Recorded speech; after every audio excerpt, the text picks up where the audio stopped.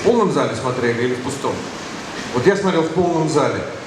Народ ржал, просто не мог остановиться. Потому что когда они в Америке в пробке ездят по крышам других машин, типа, ну у них Америка, что они же ненормальные, у них все можно. А когда на Садовом кольце ездят по крышам машин, все ржут, потому что у нас-то точно так не бывает.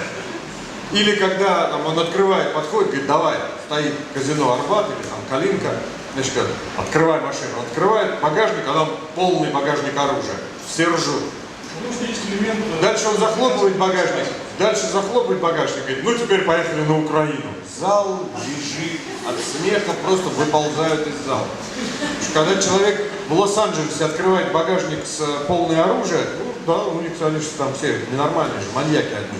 А когда он закрывает, говорит, ну теперь поехали в Мексику. Ну да что, в Мексику? Тоже ненормальные все туда, и так и бывает.